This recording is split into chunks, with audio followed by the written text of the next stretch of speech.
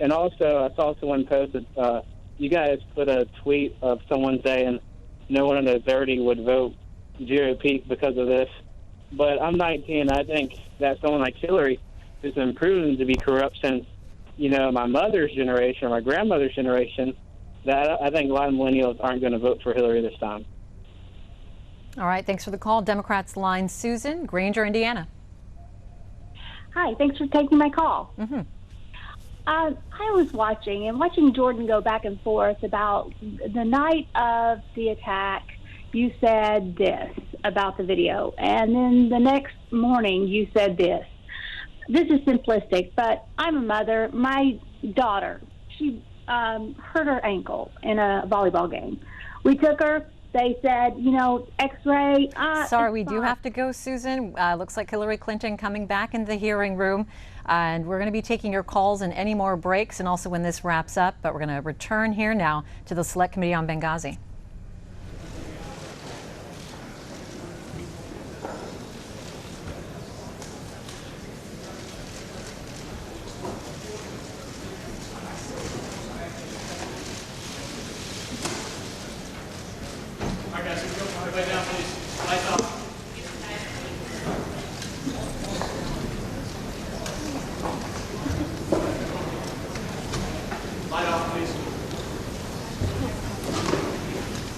Welcome back, Madam Secretary. The Chair will now recognize the gentleman from Illinois, Mr. Roskell. Thank you, Mr. Chairman. Madam Secretary, the other side of the aisle has admonished the Republicans for not having a theory, and let me tell you a little bit of a theory that I've developed from my reading and research and listening today, and it's this, that you initiated a policy to put the United States into Libya as the Secretary of State, and you overcame a number of obstacles within the administration to advocate for military action, and you were successful in doing that. Ultimately, the decision was the president's, as you acknowledge, but you were the prime mover. You were the one that was driving. You were even contemplating something called the Clinton Doctrine, and you were concerned about image. You were concerned about credit, which is not something that is unfamiliar to people in public life. But then I think something happened. And my theory is that after Gaddafi's death and essentially a victory lap, then I think your interest waned, and I think your attention waned.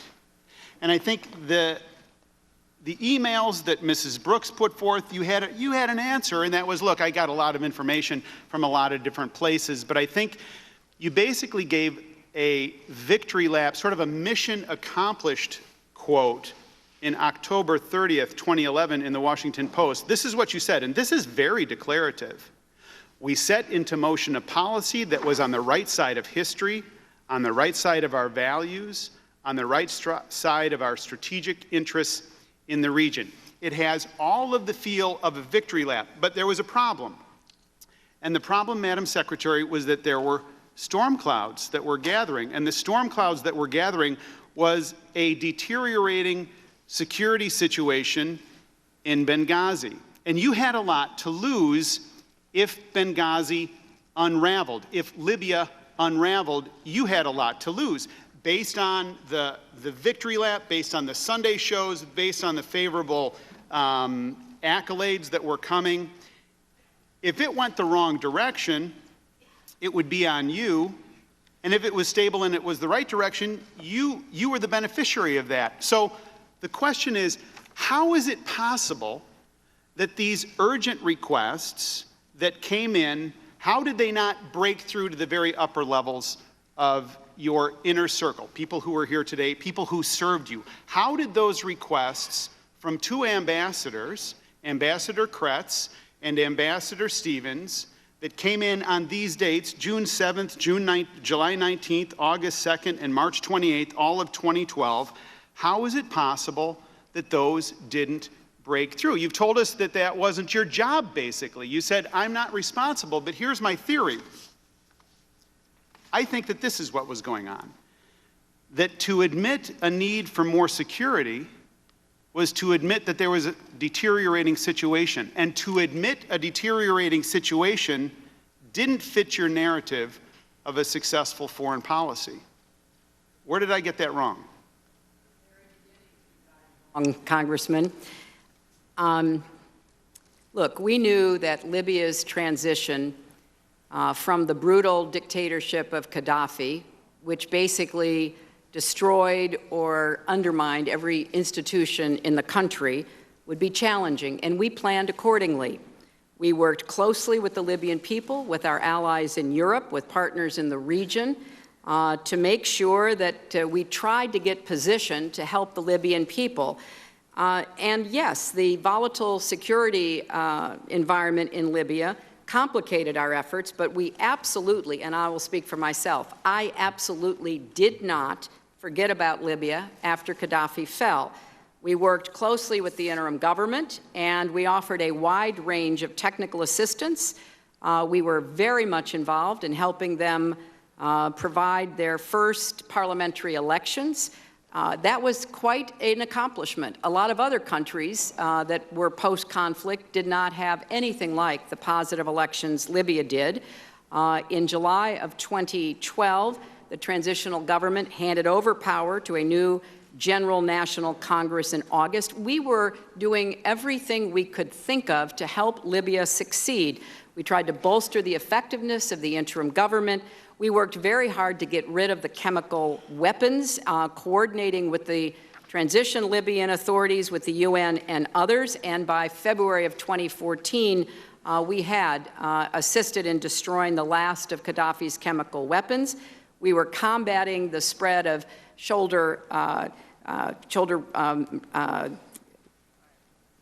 anti-aircraft shoulder-fired missiles because of the danger that they pose to commercial aircraft. And we were providing assistance, some of which I discussed earlier with Congresswoman Roby. We had humanitarian assistance. We brought people for health to Europe and to the United States. But much of what we offered, despite our best efforts, we had the Prime Minister come to Washington in the spring of 2012. Much of what we offered was difficult for the Libyans to understand how to accept. I traveled, as you know, to Libya and met there. I stayed in close touch with Libya's leaders throughout the rest of my time as secretary. Both of my deputies went there.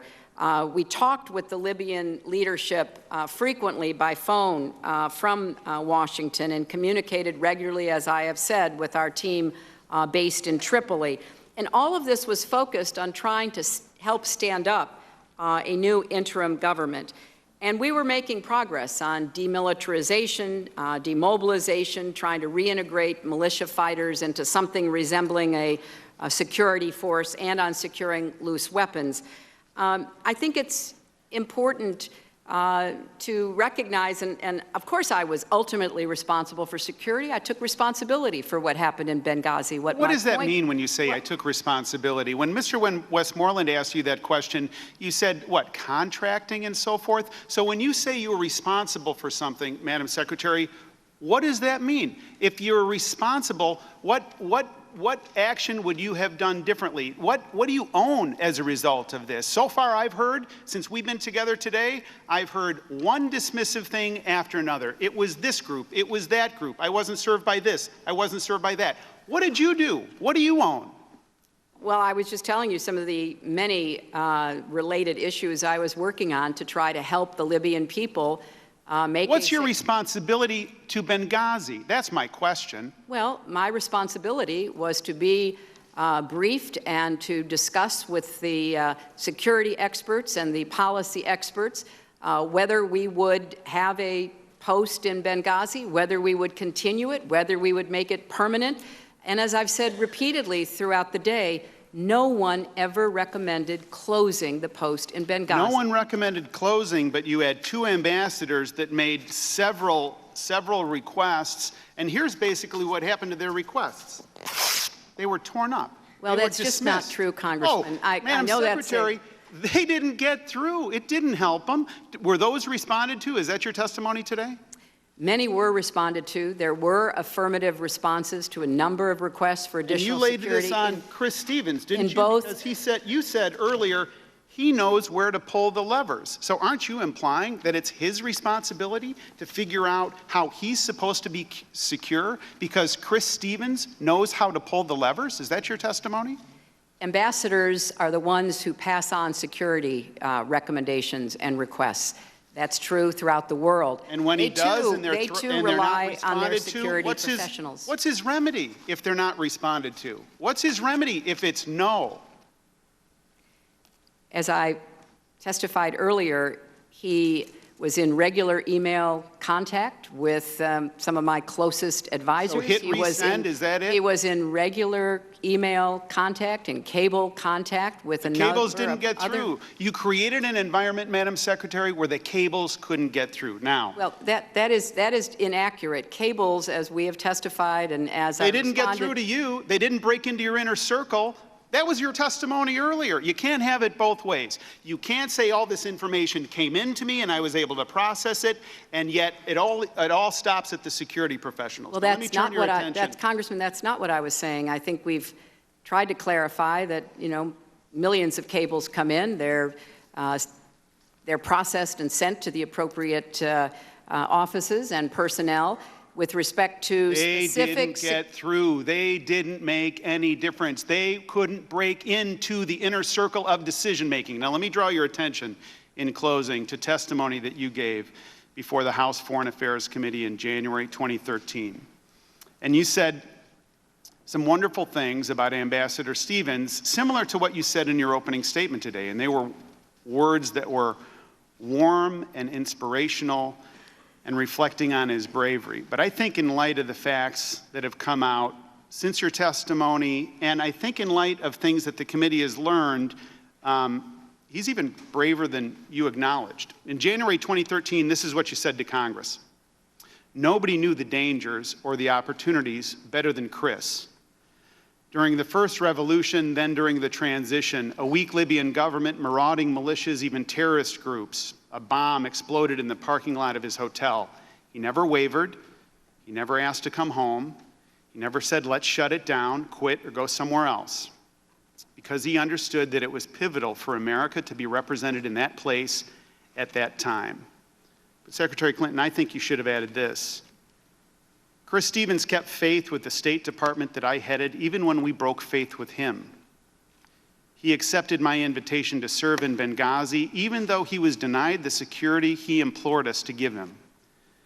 I and my colleagues were distracted by other matters and opportunities and ambitions, and we breached our fundamental duty to mitigate his danger and secure his safety, and that of Glenn Doherty, Sean Smith, and Tyrone Woods. That'd be more accurate, wouldn't you say, Secretary Clinton? Of course I would not say that, and I think that it's a disservice for you to make that statement, Congressman. And Who does it disserve? Well, it is a disservice of how hard the people who are given the responsibility of making these tough security decisions. The people that were disciplined, to do so. Did they keep faith with Chris Stevens? No. Well, Chris Stevens was someone who had a commitment to our presence in Libya. There's no question. And we want to honor that by continuing to do what we can to support the Libyan people's transition. It is very much, in my view, in America's interest to continue to try to do so. I yield back. Gentleman's time's expired. The chair will now recognize the gentlelady from Illinois, Ms. Duckworth. Thank you, Mr. Chairman. Madam Secretary, I just want to talk a little bit more about what has been done for embassy personnel security, diplomatic personnel security since then. My understanding is in Benghazi, there were some security improvements that were made. Could you talk about some of those, both prior to the attacks as well as some of the things that perhaps you sort of alluded to with more ventilation in the safe rooms or some of those things? Yeah. There were a number of security improvements that were made to the facility. Again, there was an emphasis on trying to buttress the outer walls to try to, create a more effective guard entrance. There was an effort to try to make sure that the facility itself was hardened so that it could withstand attacks if that came to pass. It was in a series of decisions made by the security professionals. In November of 2011, our people in Benghazi said they needed to hire additional local guards. Money was approved that day. In December of that year, they asked for money to buy jersey barriers. The funds were sent by the end of the week. In January of 2012, the RSO, meaning a regional security officer, requested that all personnel deploying to Tripoli and Benghazi for more than 30 days complete the specialized Foreign Affairs counter-threat training course, which was soon implemented. Also in January 2012, they asked for money for sandbags, security lights, steel door upgrades, drop-arm reinforced car barriers. That was promptly sent. Later that month, they were sent extra helmets, bulletproof vests, and a WMD response equipment. In February of 2012, they requested support for a major renovation of the walls surrounding the complex, including making the walls higher, adding concertina wire, laying barbed wire. That project was completed. In March 2012, they asked to construct 2 extra guard positions. That was completed. In April 2012, they needed help from experts in technical security, and by May, a special team visited to enhance security equipment and security lighting. In June 2012, following the IED incident, immediately a regional team was sent to enhance the perimeter, and additional funding was approved for more guards. In July 2012, they said that they needed a minimum of 3 American security officers in Benghazi. From then on through July, August, and September, they always had 3, 4, or 5 American DS agents overseeing the expanded contingent of Libyan guards on site. Those are just some of the requests and the affirmative responses, Congresswoman, that were provided specifically for Benghazi. Thank you. Well, we know that short of putting people in bunkers and never allowing them outside of embassy compounds, and we're going to have some sort of a threat to our diplomatic personnel security. And obviously it was not enough. What I'd like to know is, in light of that, what efforts have been put into to provide for contingency operations, especially for known potentially volatile periods in the calendar year? September 11th comes through every year. 2016, September 11th is probably going to be an especially volatile time period. So can you talk a little bit about what you have done or what you put into place and any difficulties you may have come across in coordinating with DOD, the intelligence agencies, other across the government? Is there a move? I know this is not a secure room, so we can't talk about things that are rated secret, but you know, September 11th is coming. Prior to that week, are we moving aircraft carriers nearby? Are we putting an air wing on a 6-hour leash with 1 lift of aircraft on a 2-hour leash? What are we doing? Do we have fast teams and fest teams gearing up, ready to go? What is going on in light of the lessons learned at Benghazi? And what did you personally directed to take charge to happen, especially at your level of interagency cooperation? It's an excellent question, and it's really at the heart of what I hope will come out of this and the prior investigations. In December of 2014, Assistant Secretary Starr from the State Department testified before the Select Committee that 25 of the 29 recommendations made by the ARB had been completed. And a September 2013 Inspector General's report noted that the ARB recommendations were made in a way that was quickly taken seriously, and that I took charge directly of oversight for the implementation process. Here's some examples. More diplomatic security and DOD personnel are on the ground at our facilities today. We have increased the skills and competency for our diplomatic security agents by increasing the training time in the high threat course. We've expanded the Foreign Affairs counter-threat course so that the skills are shared by not just the diplomatic security agents, but people like Chris Stevens and Sean Smith as well. We've also been working hard to up the interagency cooperation. The interagency security teams that you asked about earlier, Congresswoman, that's a continuing commitment that we are working on.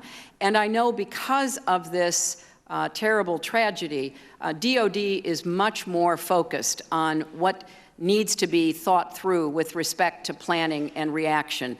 We had problems in the past with the pastor from Florida, Terry Jones, inciting riots and protests that resulted in the deaths of people, including UN and others who were stationed in Afghanistan.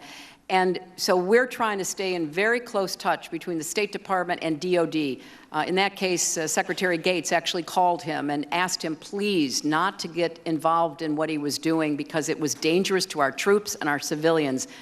Unfortunately, he has a mind apparently of his own.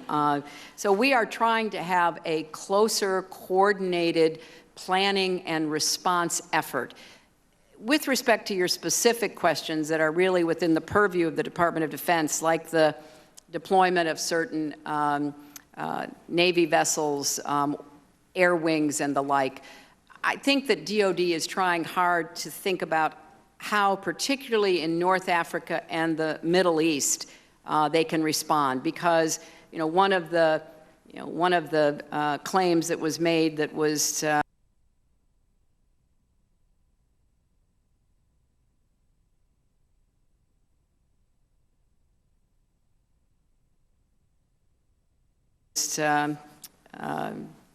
was proven to be untrue was that DOD withheld sending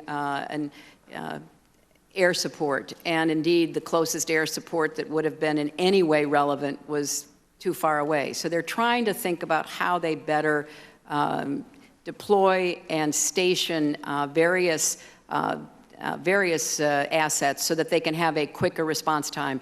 I've not been involved intimately in this now for 2 years, I guess more than 2 years. So I can't speak directly, but I know that this was part of the important work that was underway when I left. You spoke about thank you. You spoke about you making personal phone calls to ask for help from the heads of local government. And you spoke a lot about the power of the chief of the mission, the trust that you put into these professionals that are there.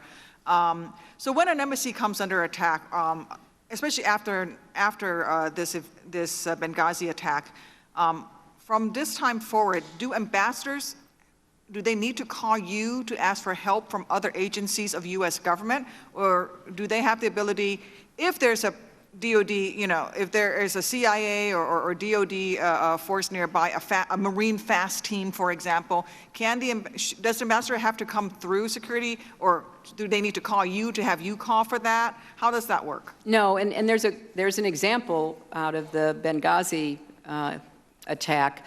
There was a pre-existing understanding between the diplomatic compound and the CIA annex, and there was no need for anybody at the compound to call Washington to alert the CIA annex. They immediately contacted the CIA annex, and they sprang into action to try to come to the assistance of our team at the compound. So we're trying to have more pre-existing arrangements like that, and that goes to your question.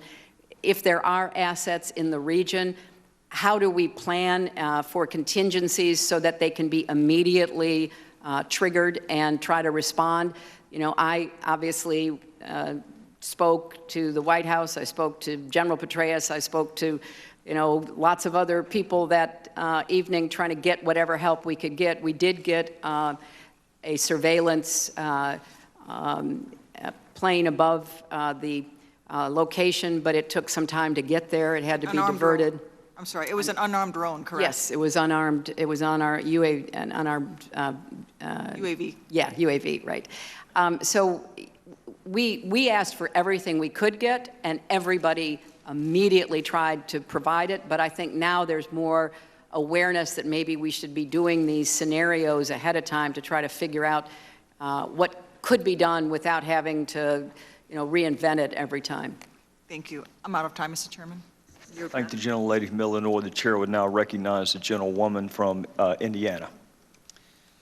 Thank you, Madam Secretary. I'm going to follow up on what the Congresswoman from Illinois is discussing, which is facility, and I appreciate the laundry list that you just listed with respect to the security improvements or whatever happened with respect to Benghazi.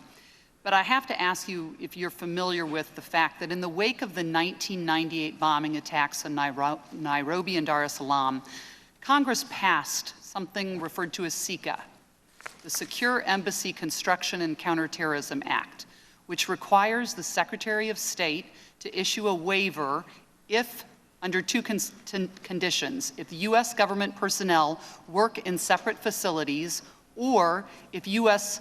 overseas facilities do not meet the security setback distances specified by the Bureau of Diplomatic Security.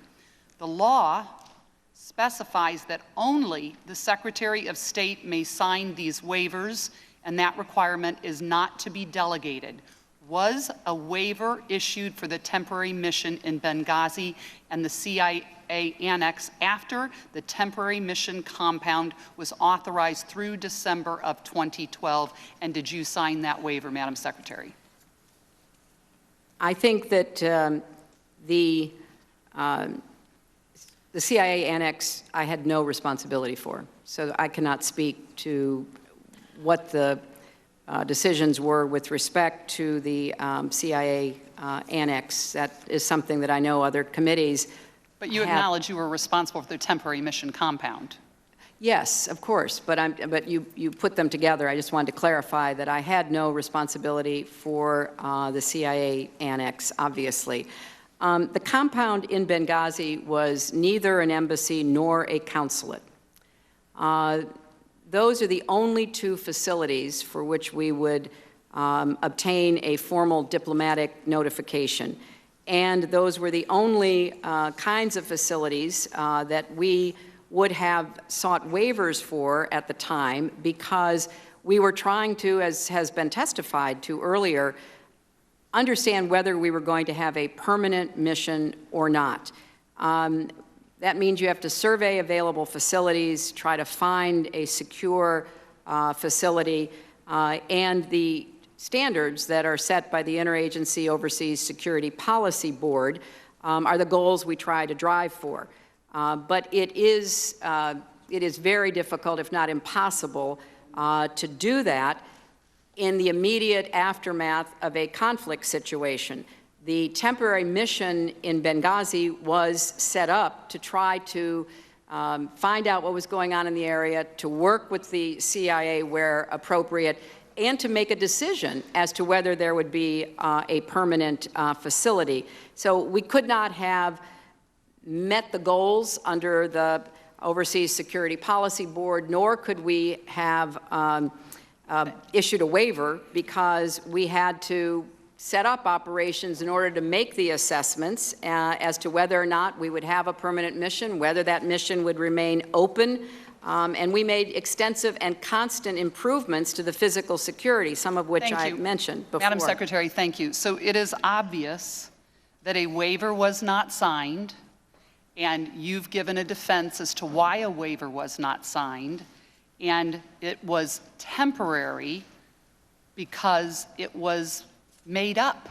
It was something different. The compound had never become official. And so therefore, you did not sign a waiver, which, when most of our people are stationed in such dangerous places, let me get into that with respect to the dangerous places. We know that Libya, you've testified before, was incapable of providing host nation support. And that involves protecting our diplomats and other U.S. government officials who travel there. So if the Libyan people didn't have a government capable of providing security, and we didn't have U.S. military in Libya, then we have two options. We either leave when it gets too dangerous, or the State Department makes sure that they provide that protection. And I want to just chat with you a little bit about the fact that when Ambassador Stevens returned there in late May 2012, after being named the ambassador, less than 4 months later he was killed, but the number of violent attacks that occurred during that summer are off the charts. They're against Westerners. I'd like you to refer to tab 6. It is a 51-page document prepared by your head security guy in Libya for security incidents, serious security incidents between June 2011 and July 2012. 51 pages long, 235 significant security incidents, 235 attacks in 1 year. In Benghazi, there were 77 serious attacks in 1 year. 64 in 2012. Now let me just tell you, as I flip through this, and I'm not talking Benghazi, as I showed earlier, it is a large city, about the size of DC or Boston. I'm not talking about violent attacks like everyday robberies, burglaries, holdups. I'm talking about assassination attempts and assassinations, bombings, kidnappings, attacks on the Red Cross. The Red Cross gave up and pulled out. The people who always go in when disaster strikes, they pulled out. That doesn't include 20 other major incidents. Bombings on police departments, the courts. Think about this. If you're in the city of Washington, D.C. or Boston, and we're now over in Benghazi, and all of these types of bombings are happening, and these security incidents are happening,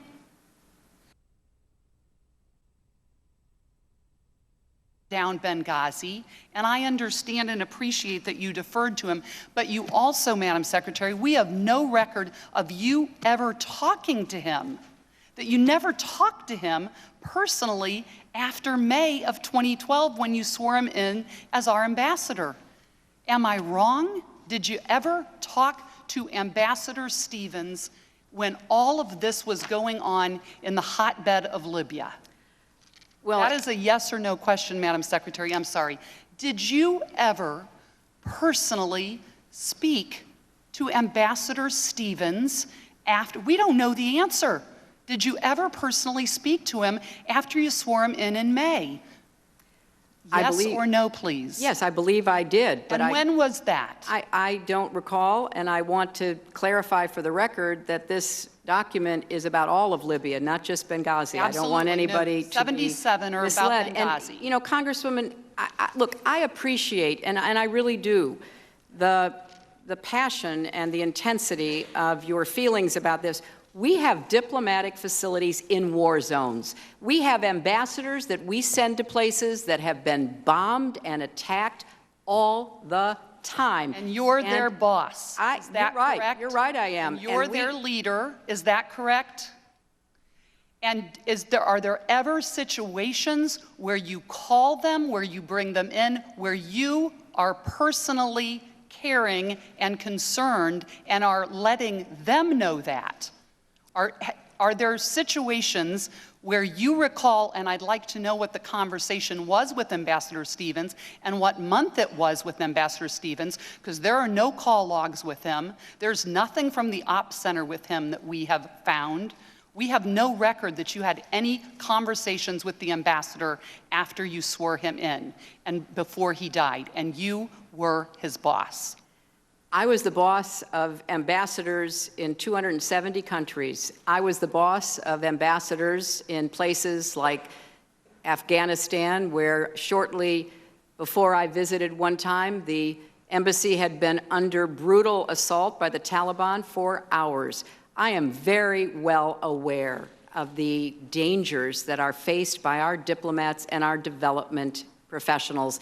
There was never a recommendation from Chris Stevens or anyone else to close Benghazi. Now, sitting here in the comfort of this large, beautiful hearing room, it's easy to say, well, there should have been. Somebody should have stood up and said, do that. But that was not the case.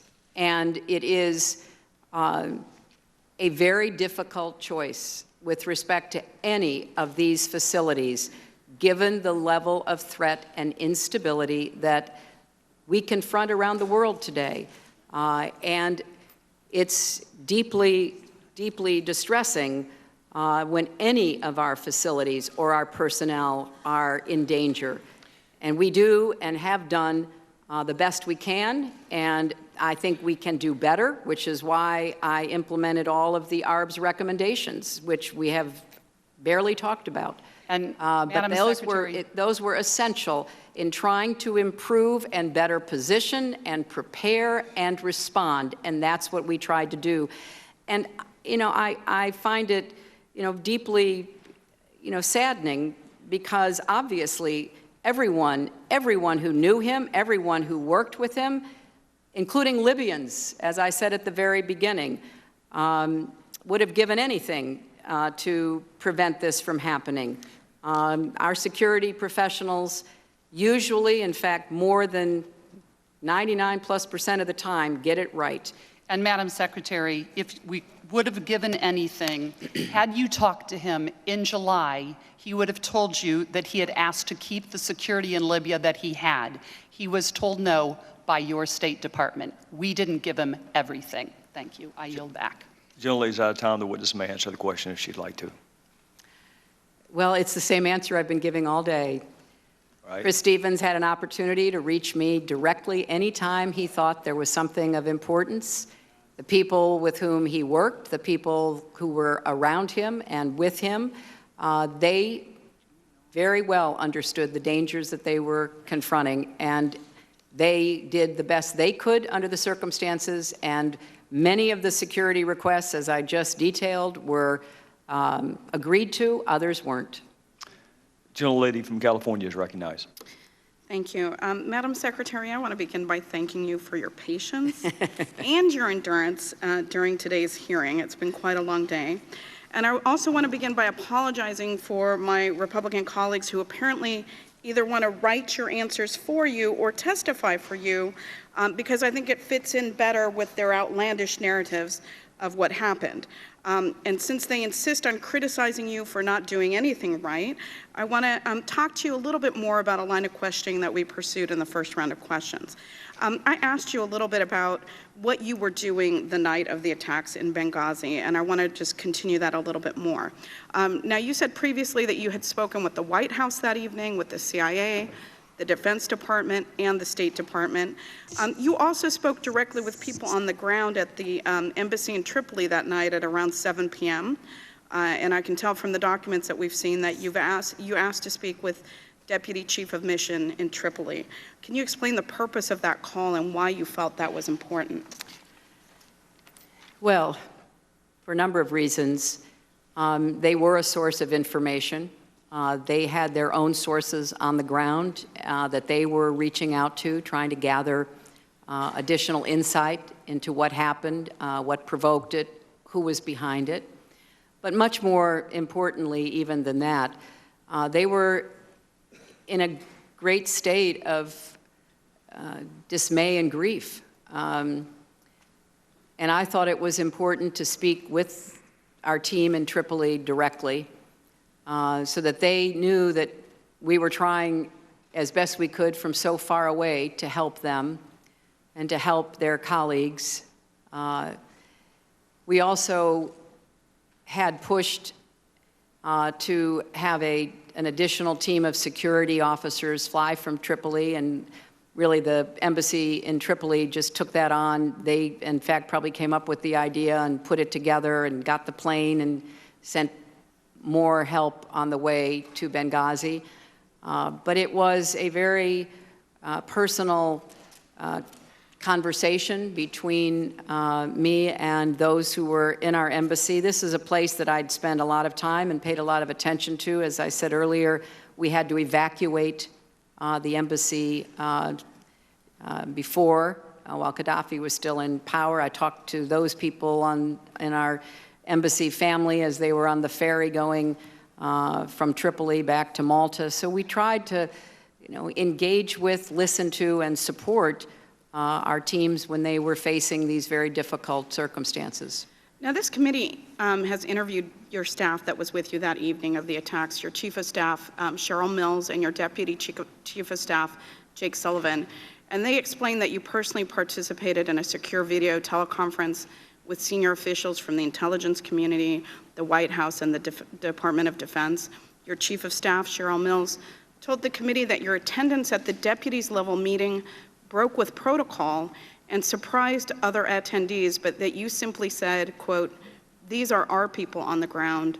where else would I be? Why did you think that it was important for you to participate personally in that Deputies Committee meeting?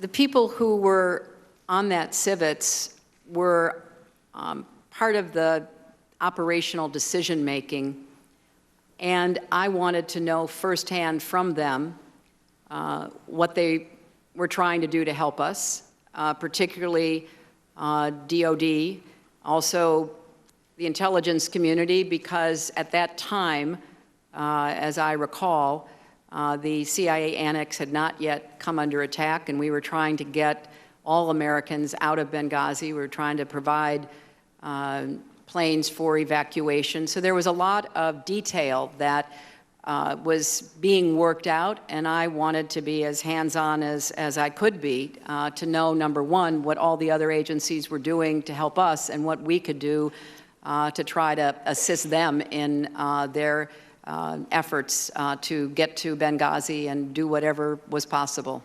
Were the participants surprised by your visit on the Apparently they were, because they weren't expecting me to walk into the room and sit down at the table. Do you think that your appearance on that teleconference conveyed to them how seriously you were taking the attacks and the response to the attacks? I'm sure it did, Congresswoman, but we'd been sounding the alarm and reaching out for several hours by then.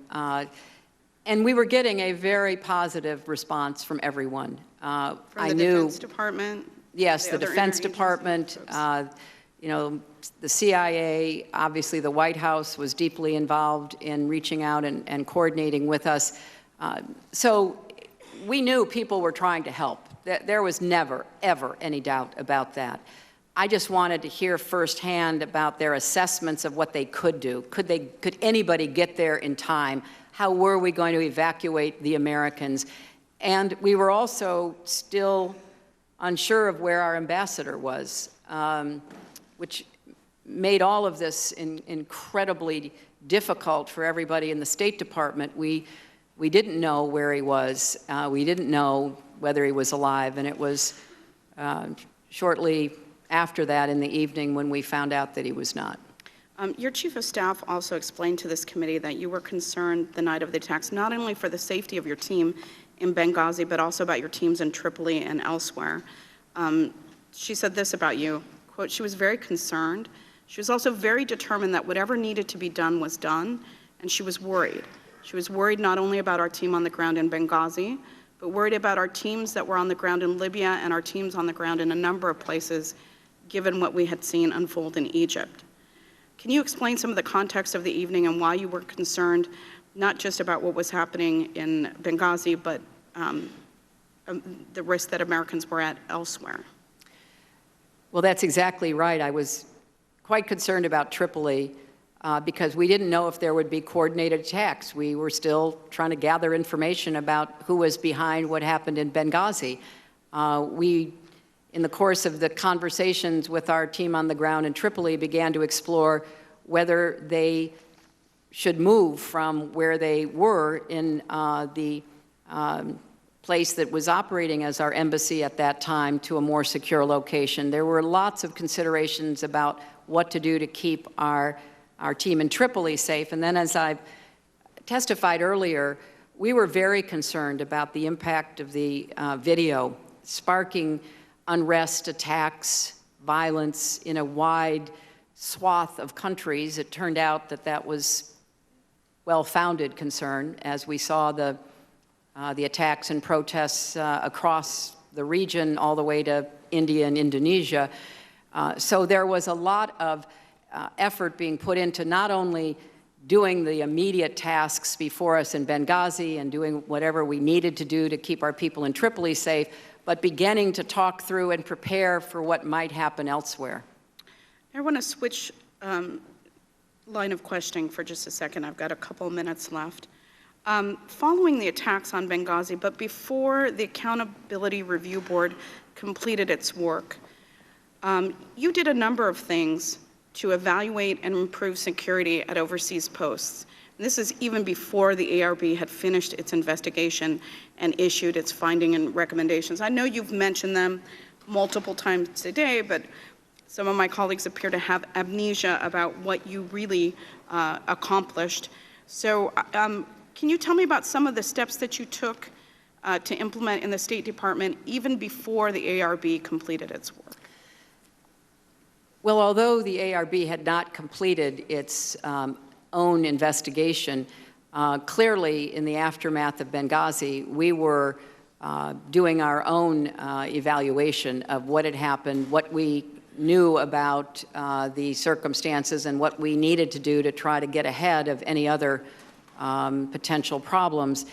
One of the decisions that I made and discussed with General Dempsey and Secretary Panetta was how we could get more assistance from the Department of Defense. And in particular, we sent out teams to the high threat posts that we had to get evaluations from those on the ground so that we would have a better idea of where there might be necessary upgrades to security that we could immediately try to act upon. So we did begin a conversation with the Department of Defense, which I think it's fair to say, and as Admiral Mullen himself testified, sees the scope of the American diplomatic presence as beyond the capacity of the Defense Department to be responsive to. So we had to begin to first look at the high threat posts, then we had to take the second layer about those that we think could become more dangerous going forward, and really begin this process, which, as I told Congresswoman Duckworth, I'm confident is still continuing, because we can't get behind the curve in being able to predict where there might be problems in the future. We had a perfect example of that in Yemen. We kept the embassy open in Sana'a under some very difficult and dangerous circumstances for a very long time. We even moved it physically to a more well-defensed position. Thankfully, we have not had incidents resulting in American diplomats being killed, but it was a constant challenge to us. And there are many other examples, like the one that Congressman Smith has raised twice, Peshawar, which is an incredibly dangerous high-threat post. So what we tried to do was to close as best we could the relationship between state and DOD. So wherever DOD could help us, they would be prepared to factor that into their planning. And I was very grateful for their responsiveness. We're grateful for yours. Thank you very much. I'll yield back. The gentlelady yields back. The chair will now recognize the gentlelady from Alabama, Ms. Roby. Secretary Clinton, I want to follow up on questions about the night of the attack and decisions made then.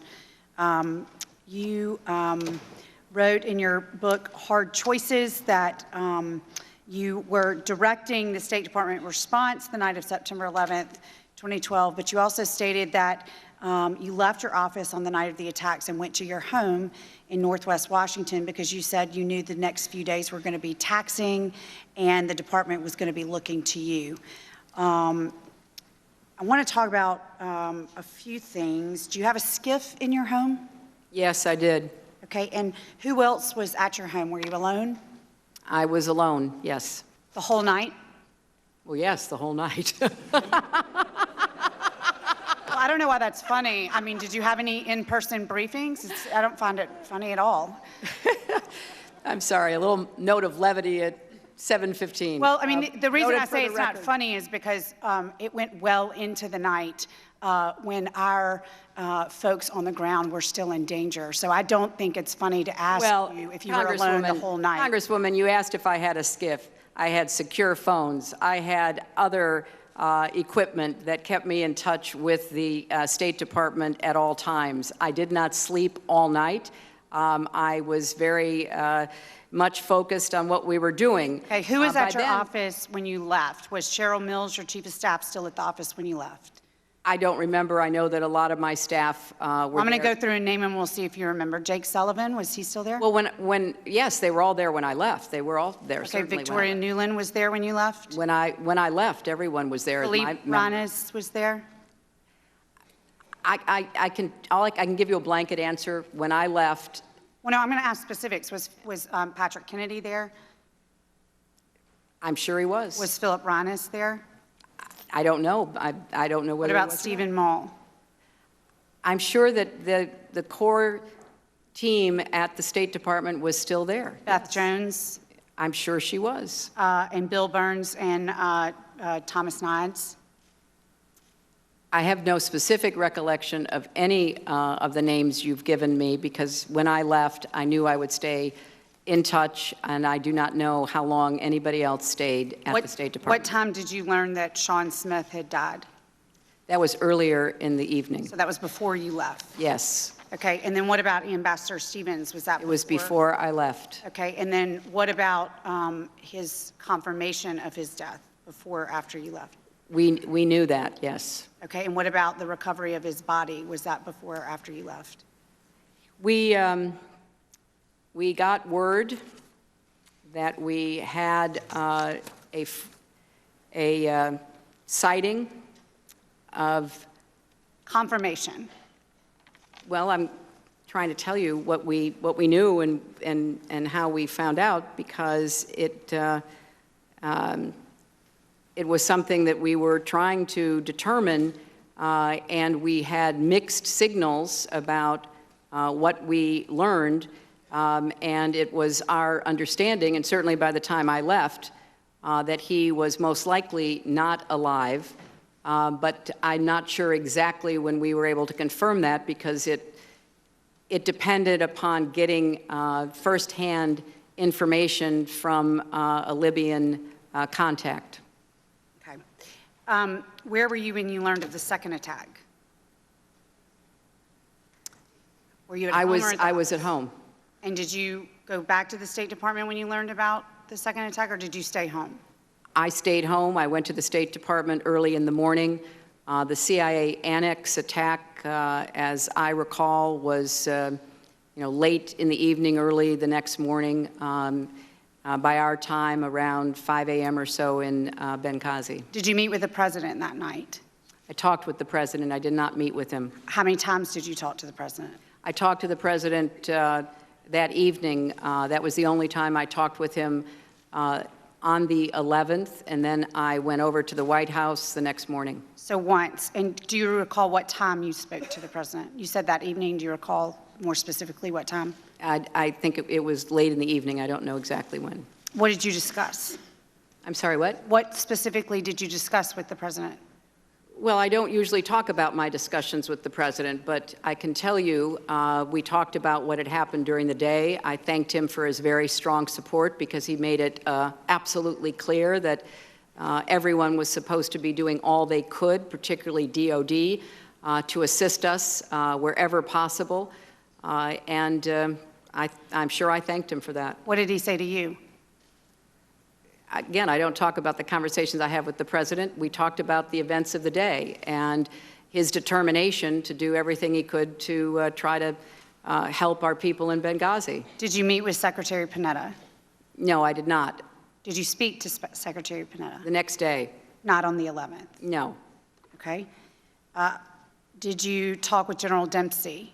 The next morning I did. So you did not meet with him or talk with him on the 11th? Congresswoman, it wasn't necessary. Everybody was doing everything they could think of to do. It's one of the reasons I sat in on the civets. I'm just trying to figure out if you did or you didn't. Well, I'm telling you, I sat in on the civets that Congresswoman Sanchez was asking me about, because I wanted to talk to the operational people, and they were represented on that civets. They were the ones who were carrying out the orders that they received from the president on down. What about Petraeus? When did you speak to him? And I spoke to Petraeus that afternoon, because I knew that we had an agreement with the CIA annex, and I spoke with him about an hour after finding out about the attack and after gathering information about what we thought was happening in Benghazi.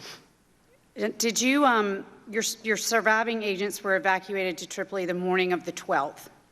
Did you talk to the survivors either that night or once they arrived in Tripoli? We did not speak to them directly. We obviously made arrangements for them to be safely evacuated and then to be transported to a hospital facility that we thought was safe from any potential attacks. Did you talk to him the next day? No. Did you talk to him later that week? No, I did not. Did you talk to him when they first got back to the United States? I did not talk to them until they had had an opportunity to be debriefed and to provide information that would help us understand what happened, help the intelligence community, and help the FBI as they were trying to build their case. How would it have harmed the case that they were trying to build for you, Secretary of State, just to check in on their well-being? I did check on their well-being. I kept personally. I did personally talk with the people who were taking care of them, transporting them. The survivors. When did you talk to the survivors? I talked to the survivors when they came back to the United States, and one who was for many months in Walter Reed on the telephone. Okay, and going back to Panetta and Dempsey, you have stated that they were the decision makers, but you never spoke with them while your people were on the ground. I'm sorry. I want to make sure this is clear. Panetta and Dempsey were the decision makers when it came to response. We've already talked about the fest, so I'm not going to get back into that. But what I'm trying to clarify is that they were the decision makers. Your people were on the ground in harm's way, and you never had a conversation with them. I did not need to. During the turmoil of that afternoon and into the evening, we knew the president had personally told them both in the Oval Office that he expected them to do everything they possibly could do. And I knew that they would then turn to those officers responsible for carrying out that order. They were represented on that civets. That's why I sat in it. And remember, too, Congresswoman, we had a lot of other threats coming in. We were still worried about Cairo. I understand, but you had your people on the ground that were being attacked. I want to get back to the survivors in the little time I have left. Did you talk to the survivors directly at all? Yes, I did. At any point, can you tell us when? It was kind of a rolling series of conversations. When they came back to the State Department, I met with and talked with them. As you know, their names have never been made public. I don't intend to today. And can you give me a month? I'm sorry, what? A month? It was, for some of them, it was less time than that. And for one of them, I talked with him on the phone. I did not get to physically see him until he'd been released from the hospital, and that was early in 2013. I think, Mr. Chairman, there's two messages here. I think the first message is that is the message that you sent to your personnel the night of the attack, that you went home. They all stayed there, and you didn't go back to the next morning. I think the second message that is sent is that you used the FBI's inquiry as an excuse not to check in with your agents who were on the ground, who survived that horrible night, just to ask them how they were. And I yield back. Well, if I could respond, Congresswoman, I think that, again, is part of a theory that you and your colleagues are attempting to weave. It was made very clear that the FBI wanted a fresh and clean opportunity to speak with the survivors, which I totally understand. And in fact, their investigation has led to the charging of at least one person, and I hope we find all of them and bring them to justice. Gentlelady yields back. The gentleman from Washington is recognized. Thank you, Mr. Chairman. I want to start by pointing out that at this point, Secretary Clinton has testified here for longer than she did in the previous two testimonies on this subject combined.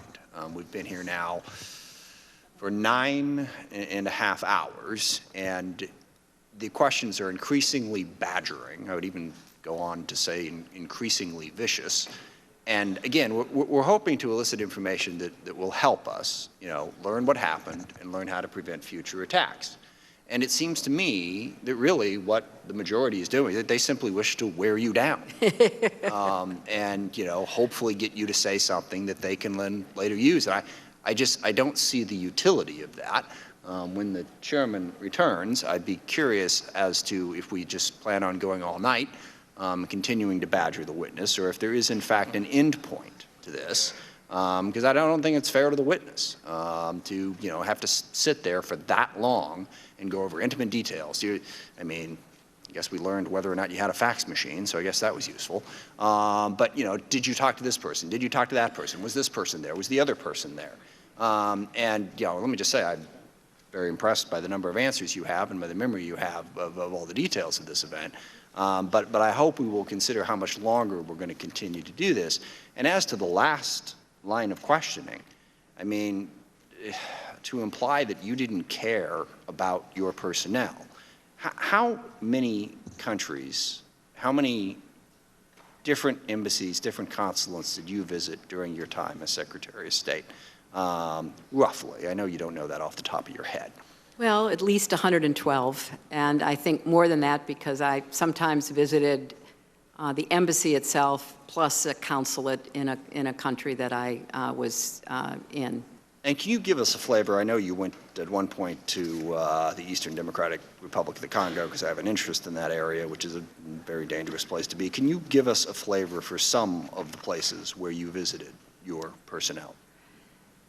Well, Congressman, I did go to the Democratic Republic of Congo. I went to Eastern Congo because of the horrific violence there and the particularly unstable situation in that region.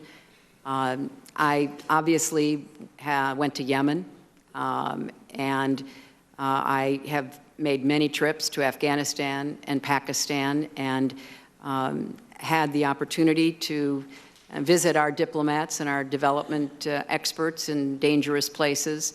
One of the places that is particularly hard now is Iraq, and it was hard then.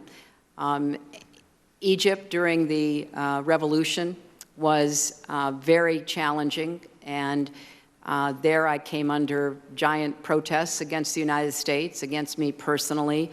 On a visit to the consulate in Alexandria, my team was pelted with tomatoes and shoes and other insults hurled at us, which put a lot of pressure on the diplomatic security. I obviously went to Tunis and worked hard to help support Tunisia, and they, as of now, seem as though they are working toward some kind of resolution. I visited Beirut. I was in Jordan and in Turkey numerous times during the uprising against Syria. So I think that it's a long list, and it's by no means a complete one. And let me just say that the line of questioning recently has been basically implying that you don't care. Okay, there's no other way to interpret what we just heard, is to say, oh, you didn't make this phone call, you didn't talk. Well, what month, what day, what time? Did you really care? Did you visit them 3 times or just 2? Okay, the line of questioning is implying that you don't care. And there are 2 things that are troubling about that. First of all, you do, or you wouldn't be doing this, or you wouldn't be representing the people that you do and doing the jobs that you did. But second of all, whether or not you care has nothing to do with learning what happened in Benghazi and how to solve the problem. So all the while, and I was chastised last time for claiming that the majority was trying to be partisan, and then we got a recitation of your political back and forth about how to talk about, who should get credit for Libya, being chastised for that. But it is clear that they are trying to attack you personally. And I really wish that we could focus on the issues instead of that. But to get into that level of questioning, I think is not helpful to this committee. It's not even helpful to the Republicans, for that matter. It's clear that you care. And I'll simply go back to where we've been a couple of times. Tell us again, how many embassies do we have in the world? More than 270 countries we're represented in. Right. And on some level, the Secretary of State, Secretary Kerry now, you before, is responsible for all of them. That's right. And how many personnel, roughly? 70,000 between the State Department and USAID. And you're responsible for all of them as well. That's true, Congressman. Can any human being on the face of the planet protect every single one of them every second of every day? Well, that's a rhetorical question. We can try. We can try. And, you know, Congressman, we have, as I just said, 270 consulates and embassies. We are represented in 194 countries. Some of them are very friendly to us. Some of them are our adversaries. But I do want to pick up on the point you're making because I really appreciate it very much, Congressman. I care very deeply about the people who serve our country. I worked with them. I knew them. I saw them in action. On my last full day as Secretary of State, we were able to hold a ceremony awarding the 5 diplomatic security agents the highest award for heroism that the State Department has to offer. We held it then because we wanted to be sure that the 5th man could be there because he'd been in the hospital for so long. And he was able to be there. I got a chance to meet their families. I got a chance all at once, not just individually, but all together, to thank them and commend them for their heroism. And I'll tell you, the agent who had been in the hospital all those months,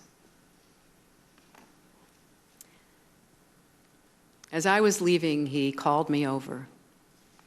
He said, "Secretary, please do everything you can to make sure I get to go back in the field." And I told him I would. And it was one of the requests I made on the way out the door. He was determined to go back, to do what he could to protect our diplomats, to protect you when you travel. And I was so struck then, as I had been so many times before, about the quality and the integrity and the courage of those Americans who serve us, whether in uniform or out. I care very deeply about each and every one of them. Thank you. And if you have one other point to make, do you happen to know where the CIA director, General Petraeus, was when the second attack happened on the CIA and where he went? Well, no, I do not. I don't know where he was when I reached him and spoke with him. Yeah, he was home, operating out of a skiff. And after the attack, he continued to operate out of that skiff, which again is why this would be a far more productive investigation if we actually had the CIA director and DOD, instead of trying to pick apart every single solitary thing you said or did during the course of this, and sometimes even going before and after that. If we actually were trying to get to the truth of this, we would have a broader array of people to talk to so that we could get there, instead of picking you apart at every conceivable turn. You know, we've gone back and forth, and I just want to make one other point. Congressman Jordan, you know, I like you. I have a great deal of respect for you. But this, you know, whole going back twice now to the some have implied that this was because of a video. Somehow you just substitute the word some for I and think that there's no difference whatsoever in that sentence. And that's mind-boggling. I mean, and to badger over and over and over and over again. Why did you say it was because of the video? Well, I didn't. Why did you say it was because of the video? Well, I didn't. Why did you say it was because of the video? You know, I guess this can go on for another 6 or 7 hours, but I think we all understand the English language. And when you say some have implied, that means, well, I guess it means that some have implied. Some others have implied. So, you know, it's just very frustrating. I serve on the Armed Services Committee with Mac Thornberry, who's the chairman of that committee, and we disagree about a heck of a lot. But, you know, we have great arguments in that committee, but it never, ever comes close to descending to this level. Congress can, in fact, function. The House Armed Services Committee, under Buck McKeon's leadership before him, under Mac Thornberry's leadership now, and all of the members of that committee. They aggressively question administrative witnesses, and I've seen it, and we've gone back and forth and done it. But there is always an element of respect for the fact that we are all doing a very difficult job. You know, and anyone across this dais who's been in a tough campaign knows what it's like to have every single thing you say, every single thing you do, every look that is on your face, everything that you wear, picked apart. It's not helpful. It's not helpful to the American public, and it's not helpful to the political process, and it's damn sure not helpful to the people who died in Benghazi or to their families.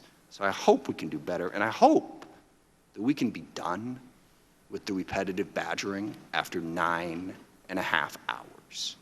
And I thank you for putting up with it for that long and for your service. Gentleman yields back. The chairman now recognizes the gentleman from Ohio, Mr. Jordan. Secretary Clinton, to get to the truth about Benghazi, we need the complete record.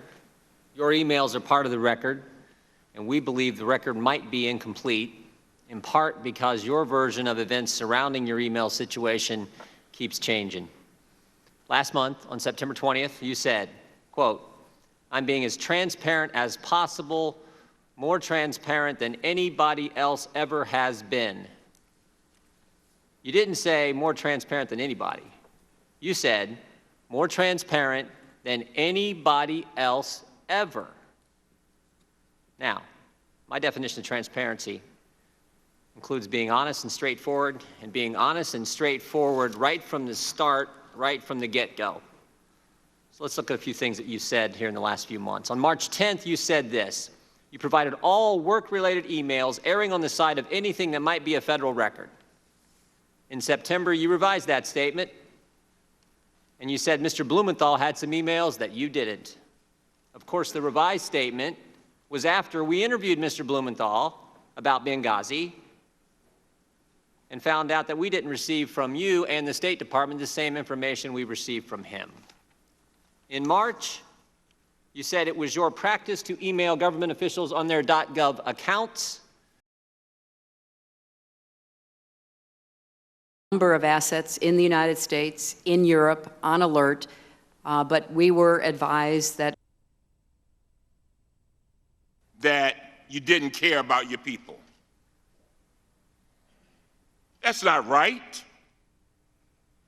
And then I sit here and I watch you. And I saw how you kind of struggled when you were talking about that night.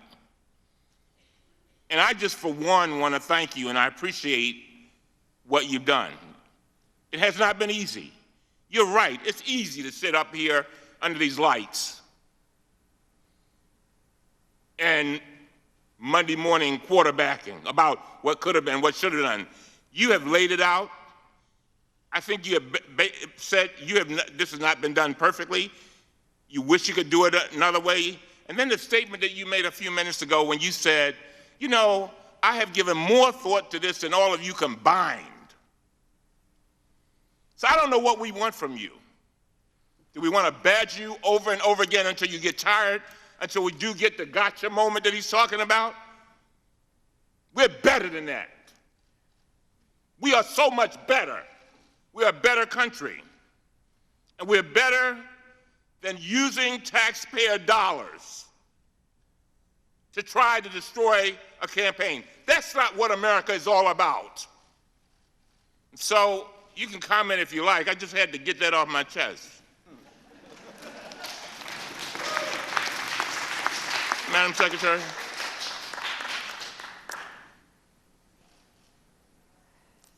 Thank you, Congressman. I came here because I said I would.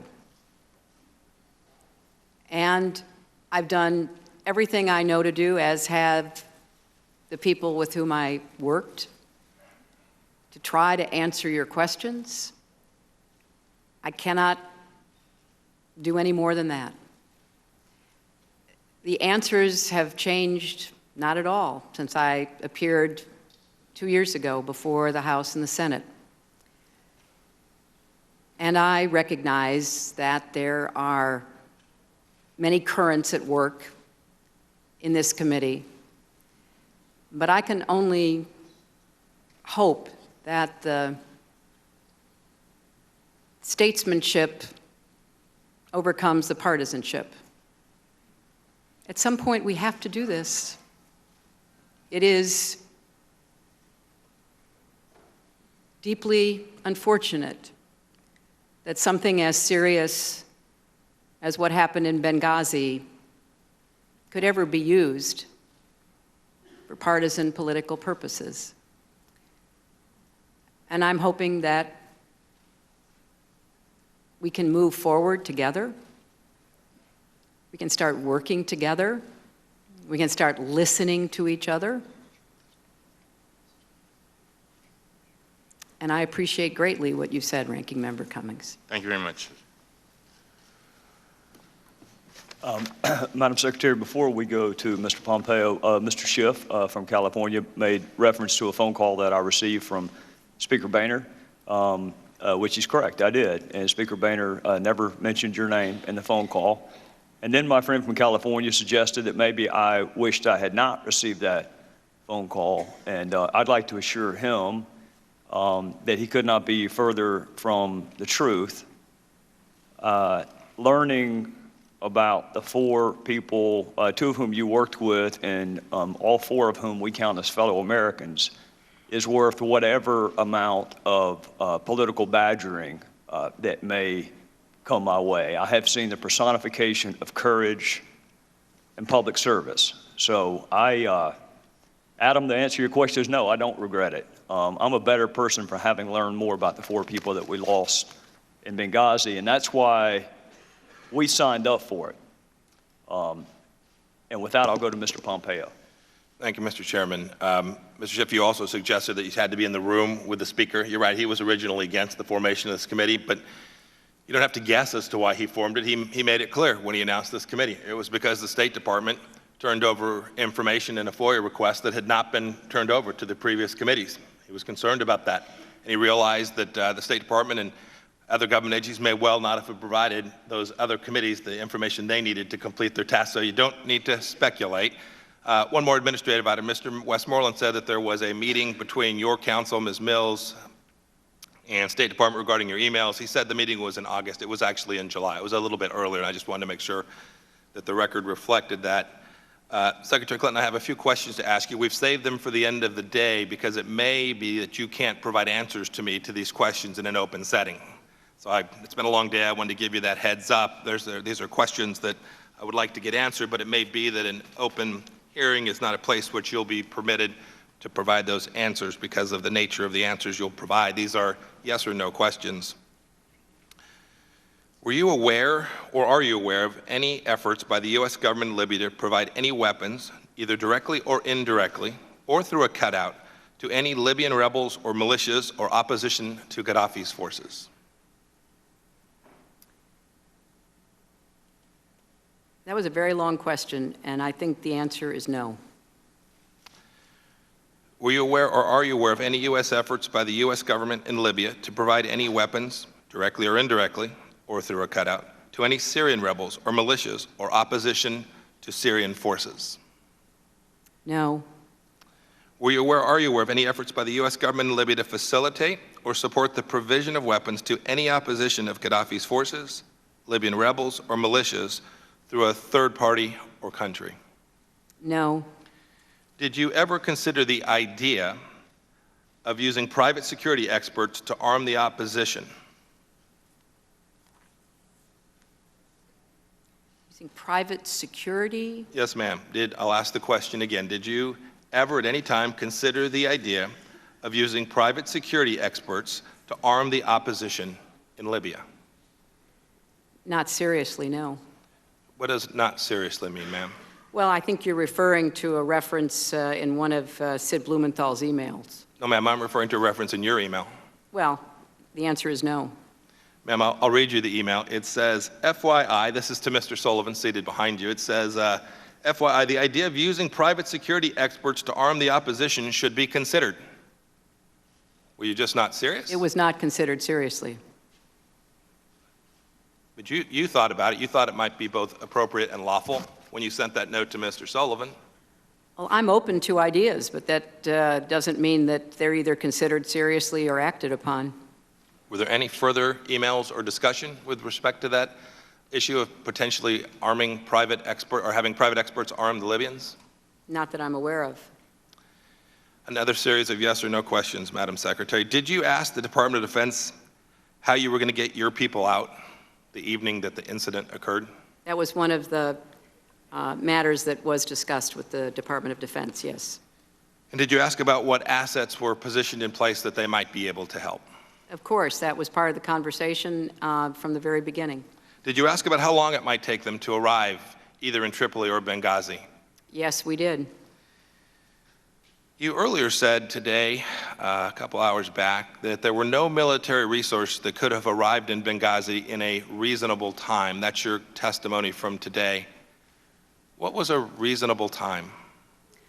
According to what we were told by the Defense Department, within a number of hours. There was not any way to get assets deployed in time to get to Benghazi. Of course, it was too late for our compound.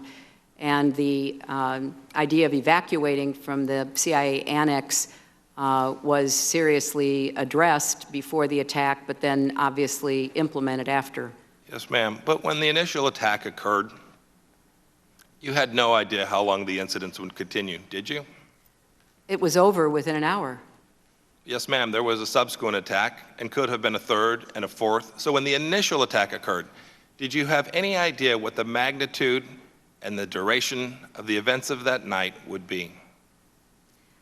Congressman, I don't understand your question. We knew that the attack was over. We knew that our diplomatic security team had to evacuate from the compound to the CIA annex, and we were in a frantic search to find Ambassador Stevens. Yes, ma'am, but several hours elapsed and there was a subsequent attack, and you didn't know that that subsequent attack would take place. I'll concede that.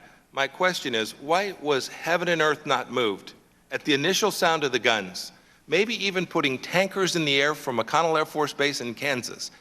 You simply didn't know how long the series of events was going to continue, nor did you know how long the risk to the people that worked for you was going to remain. Congressman, you will have to ask the Defense Department these questions. We certainly asked that all effort be made to deploy any assets that could be of use in Benghazi.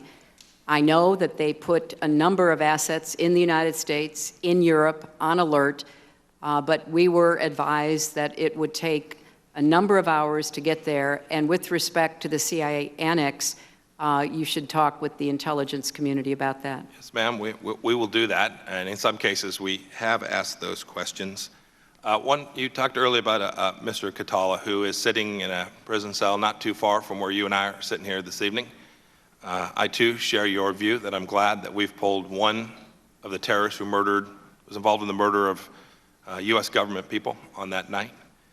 When that attack took place, Mr. Katala, according to the indictment from the Justice Department, Mr. Katala and his folks removed documents from the temporary mission facility.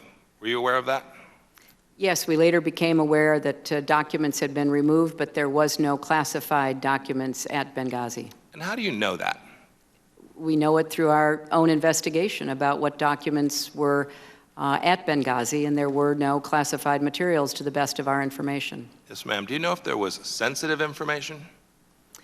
I suppose it depends on what one thinks of as sensitive information. There was information there, and some of it was burnt, either wholly or partially. Some of it was looted, and some of it was recovered eventually. Madam Secretary, do you know where that material that was looted went? Do you know into whose hands it fell? And do you know the nature and contents of that material? You seem very confident it wasn't classified. I don't share your confidence. But nonetheless, do you know where that material went? I think that it is very difficult to know where it ended up, but I want to just reiterate the point that I made. This was not a facility that had the capacity to handle classified material, And there was, to the best of our information, Congressman, no classified material at the Benghazi facility. Ma'am, the fact that it wasn't capable of handling classified material doesn't mean that there wasn't any classified material there. Is that correct? Well, the procedure is not to have classified material at such a facility. And again, to the best of our knowledge, there was not any there. Yes, ma'am. You're not supposed to have classified email on your private server either. And I did not, Congressman. We're aware that sometimes classified material ends up in places where it ought not be.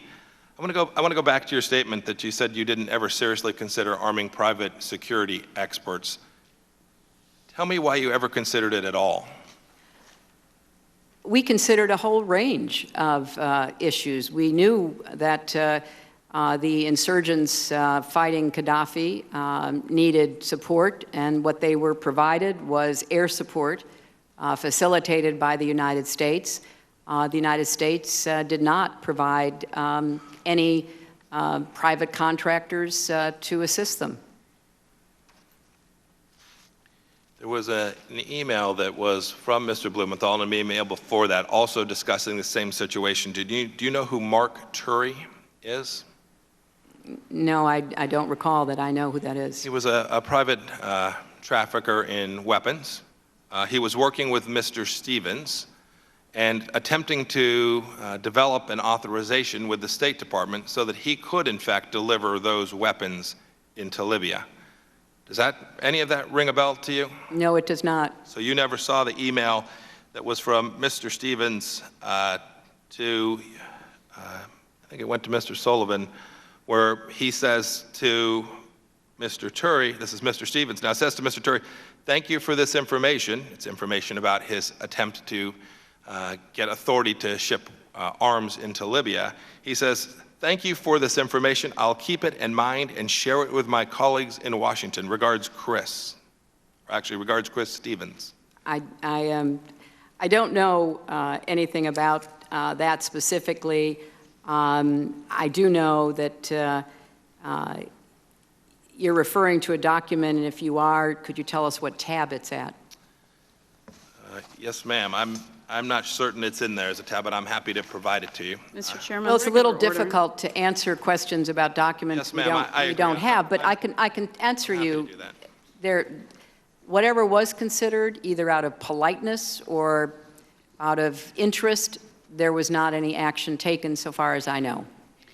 Mr. Chairman, regular order. Mr. Chairman, I have just 60 more seconds. Yes.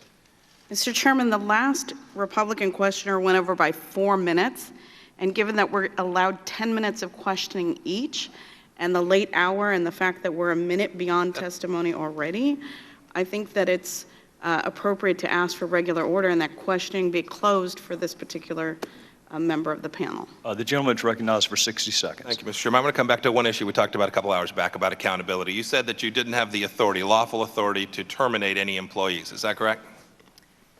That is correct, and it is because of the laws and the regulations of our government, Congressman. Did you have the authority to provide a counseling statement to any employee? I do not know what you're referring to. In other words, you couldn't fire them, but you could put a letter in their employment file saying, hey, you didn't do your job well. Did you?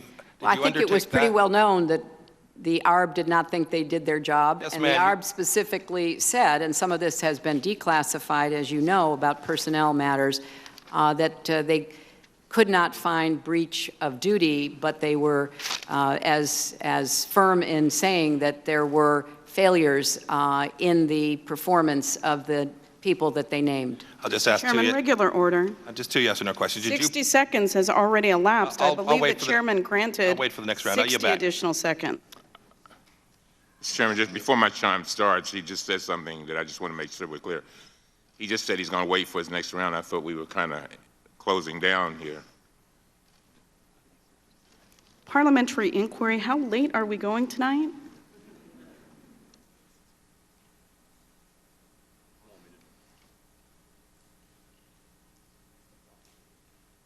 Gentleman is recognized to ask 2 yes or no questions. Madam Secretary, did you ask someone, or did you prepare a counseling statement or letter of reprimand for any employees at the State Department connected with the incidents of September 11th, 2012? There was a process that is the appropriate process for dealing with issues concerning performance, and that was followed. It continued into my successor's term, and the Secretary of State, Secretary Kerry, made whatever the final determinations were. Mr. Chairman, I yield back. Gentleman's time has expired. The chair will now recognize the gentleman from Maryland, Mr. Cummings. Thank you very much. I know the hour is late, but Madam Secretary, I need to go back to something. The ARB. You know, maybe it's because I'm getting older and care about legacy, reputation, that kind of thing. But there's an 83-year-old gentleman named Ambassador Pickering. And I've heard a lot of testimony. I was there for his deposition. I was also a transcribed interview. I don't remember which it was. And then before his testimony before the Oversight Committee. And when he talked about his appointment to the ARB, he talked about what an honor it was. I think the thing that bothers me about a lot of this that has gone on is that when there have been attacks on the ARB, it's as if, I mean, it's like attacking him. And at 83 years old, I refuse to sit here and let that go by. And I remember listening to him, and I said to myself, you know, this is the kind of guy that we all ought to honor, serving under presidents for 40 years. Democrat and Republican, high up on the chain with regard to integrity. I mean, I don't even say you even attack this guy, all right? And one of the things he said in his testimony, he said, and this was, you appointed him, and he talked about the appointment, and I quote from a June 4th testimony. He said, Chris Stevens worked for me as my special assistant for 2 years when I was Undersecretary of State. This was not any kind of vendetta, but I felt that Chris gave me 2 wonderful years of his life in supporting me in very difficult circumstances, and that I owed him,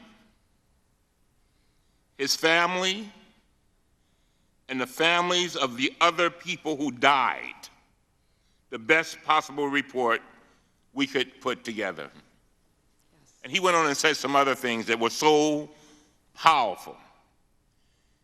And then when I hear the implications of people attacking the report, talking about he wasn't independent, or they weren't independent, it's like an attack against him. And I could say the same thing about Admiral Mullen.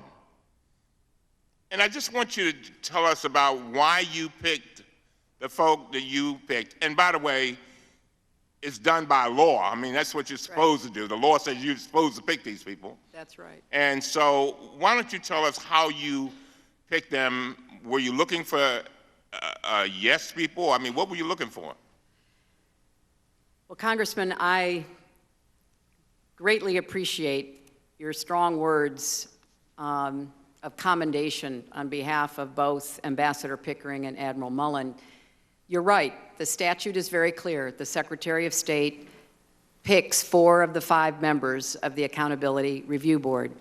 As I said earlier today, there have been 19 Accountability Review Board reports, and I think myself and prior secretaries have been very fortunate that they could call on distinguished Americans with long records of service to perform this very important task.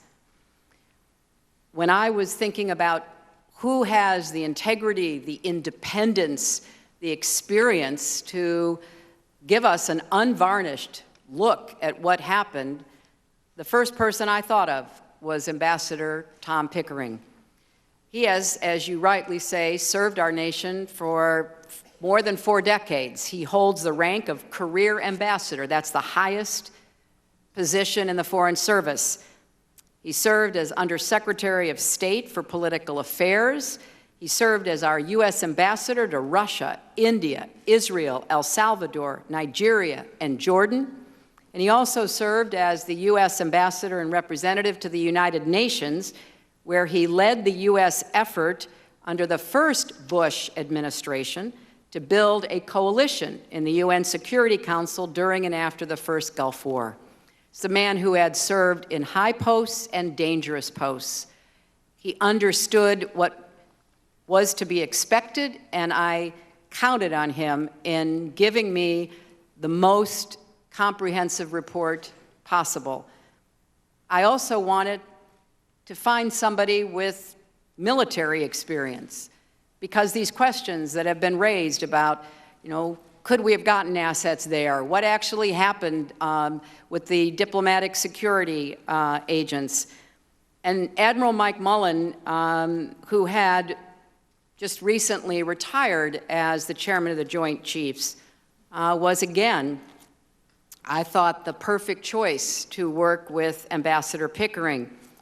As you know, he was nominated by President George W. Bush to be chairman of the Joint Chiefs. He served as Chief of Naval Operations. He led NATO's Joint Force Command, U.S. naval forces in Europe, commanded a missile cruiser, a missile destroyer, a tanker. He served in Vietnam and the Persian Gulf. Excuse me. You need some water, Madam Secretary?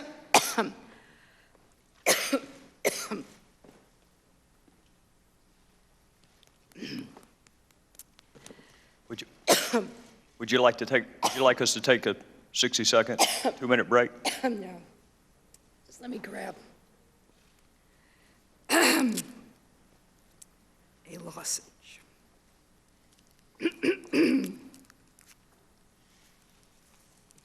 So, Congressman, I had the utmost confidence in both of them. Thank you. Let me say this. This hearing began with the chairman reading a list of questions that he claimed were unanswered. In fact, those questions had been asked and answered many times. As a matter of fact, when we go back to the last questioner, it was Speaker Boehner who, as a matter of fact, last Tuesday, Madam Secretary, Speaker Boehner acknowledged to Fox News the allegation that the U.S. government was involved in an illegal weapons program in Libya has been, and this is according to him, investigated by the House Intelligence Committee and debunked. That's what Speaker Boehner said about this illicit weapons transfer situation. Do you want us to hold up, Madam? Okay. And so, going back, today, so these questions, again, were many asked and answered. The new documents we obtained and the interviews we conducted don't contradict the conclusions from the previous investigations. They simply confirm them. Even after this marathon grilling, the Select Committee has found no evidence of any nefarious activity on the part of the Secretary. She did not order the military to stand down, and there is still no indication that she approved or denied requests for security in Benghazi. As the day has dragged on, the Select Committee's cost is raised up to $4.8 million. That's taxpayer dollars, by the way. 2 weeks ago, the State Department informed the Select Committee that it had spent $14 million responding to requests relating to Benghazi over the past 3 years. This does not include the costs incurred over the past 3 years by other federal agencies, such as the Department of Defense. In a letter to Congress on March 11, 2014, the Defense Department estimated that the total cost it has expended during previous congressional reviews ran into, quote, the millions of dollars. So that's at least $20 million right there. And that's a conservative estimate because it does not include the cost of the 7 previous investigations by congressional committees. When I think about that amount, $20 million, it pains me to imagine what that money could have done. I don't want anyone to mistake what I'm saying. Of course, we needed to know what happened in Benghazi so we could take action to help prevent it in the future. And I have personally investigated this. We compiled an entire database of information on our website about a year ago. We put together a 133-page compendium.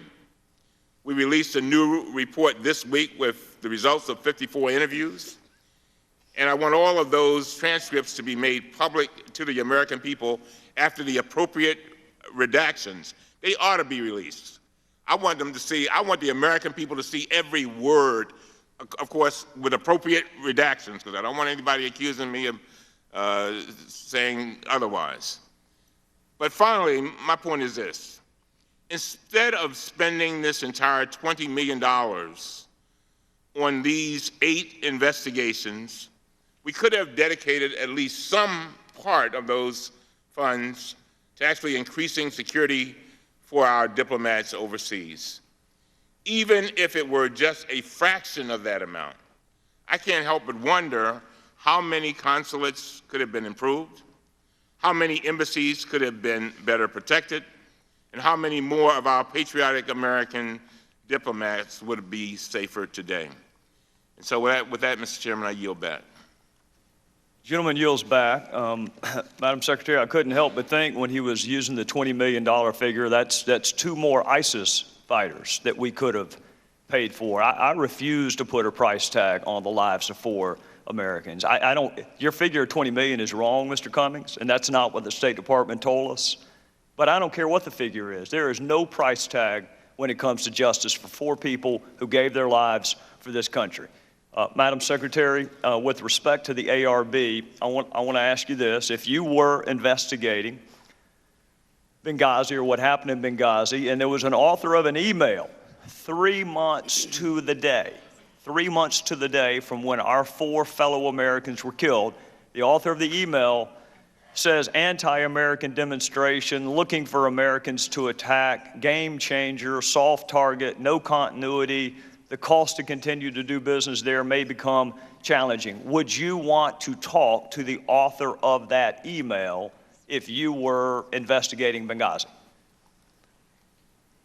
The Accountability Review Board had full run of the State Department to talk to anyone they chose to talk to. It's my understanding they conducted more than 100 interviews.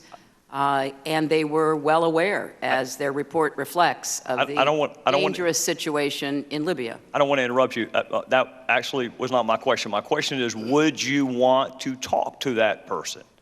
Not whether or not the ARB did, because the ARB actually did talk to that person. My question is, wouldn't you want to talk to that person if you were investigating Benghazi? Well, I promise it is not a trick question. The answer is yes. You would want to talk to the person who authored that email. And as you just said, Mr. Chairman, the ARB did. Yes, and the co-chair of the ARB called your chief of staff and told the author of that email not to go to Congress.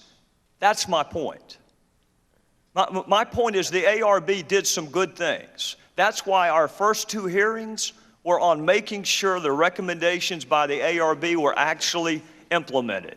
But when the author of that email is going to be brought before Congress and one of the co-chairs calls your chief of staff and says, I don't think that that witness is going to be a good witness, Madam Secretary, with all due respect, she's a fact witness. Whether she's good or bad, the author of that email has a right for Congress to question them.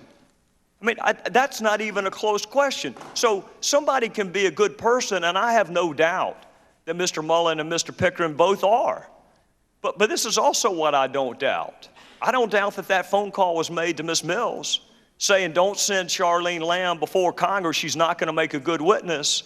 And I don't doubt that there's not a transcript from any of the ARB interviews. And you may say, well, why does that matter? If you're going to write a report, and you want to write a report with specificity and particularity, you have to cite the transcript.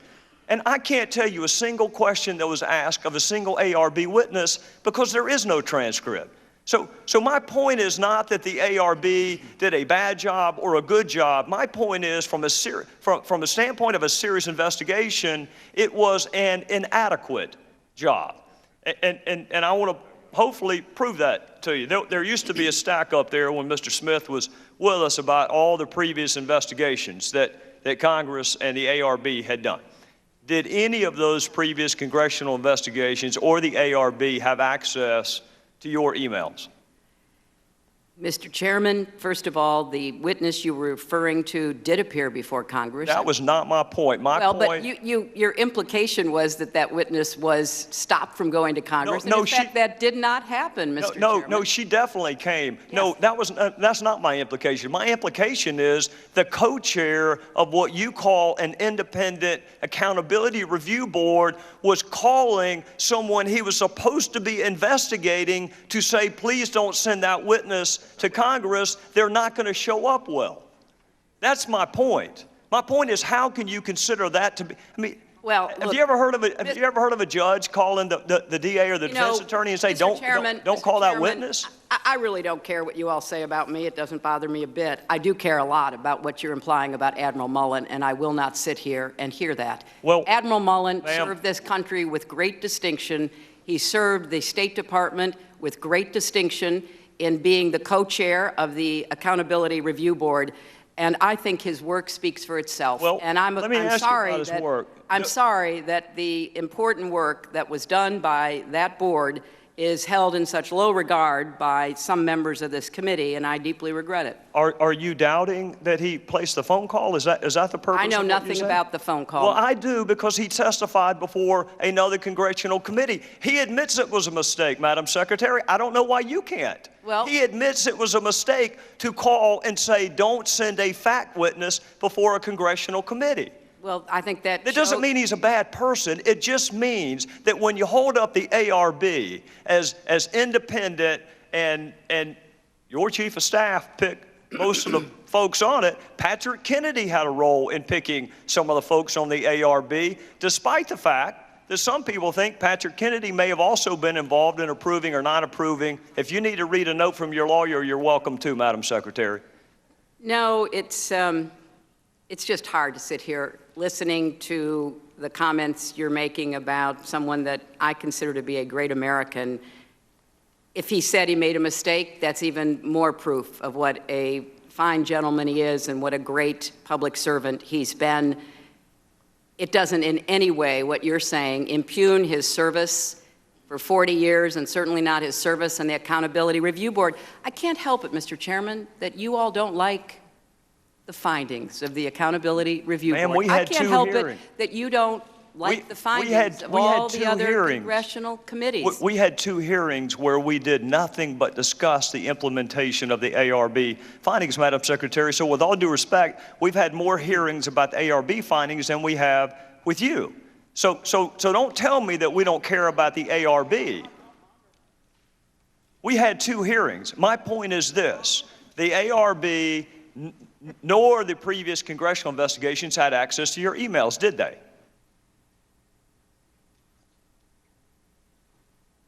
I don't know what they had access to. I know that during the time I was at the State Department, there was certainly a great effort to respond to your predecessor, Congressman Issa's inquiries, and many thousands of pages of information was conveyed to the Congress. And I know that the State Department has worked diligently and persistently to try to respond to the many requests that it has received.